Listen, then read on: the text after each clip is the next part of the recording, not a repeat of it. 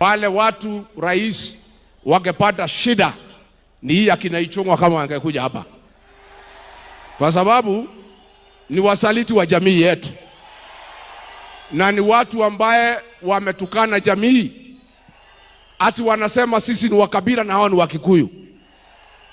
Hao vijana yako rais, nilikuambia kabla hatujakosana kabisa,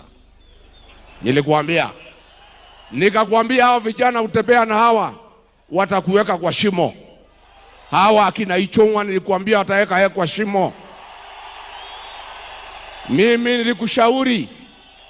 nilikushauri rais, nikakwambia hawa watu ya mlima hawapendi usaliti. I told you that betrayal is not forgiven among our people. You chose to listen to Kimani Ichung'wa.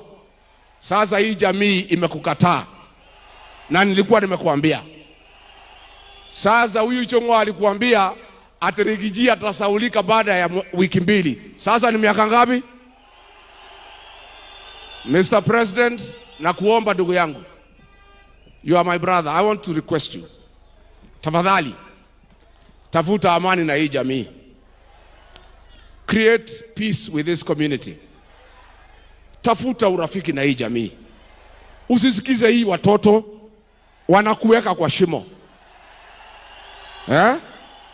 Because rais, sisi tukikuchagua wewe, huku unaitwa Kamau, huku unaitwa Njoroge, ulikuwa unaitwa William Kipchirchir Arap Ruto, si ndio? Na tukaupatia kura ze. Wewe unasimama juu ya gari ukusema sisi ni wakabila, unatuumiza kwa roho. Na kuomba from today, my brother William Ruto, ukienda kwa Wajaluo, hapana tukana sisi ati sisi ni wakabila. We are not tribal. Tulikuchagua, you are not a Kikuyu, tukakupatia kura zetu. Tafadhali na kuomba, going forward, don't abuse our community. Let us be. Wacha tukae tu namna hiyo kwa amani.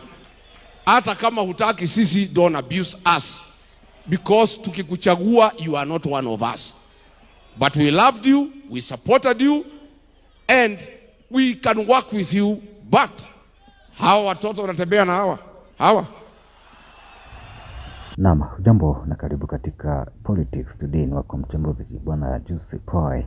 Hivi baada ya Rigathi Gachagua na chama chake cha DCP kuwania ushindi pale Olkalau, kwa sasa viongozi wengi ambao walikuwa wanampuuzia kwamba ni kama hajiwezi vile, wengi wameanza kumuonekana kwa muonekano wa seriousness pale, manake pia kushinda alionyesha uguji fulani, ila kama angelusi ingekuwa jambo ambalo lingemtia huzuni sana na chama chake kabisa, ni kama lingeisha.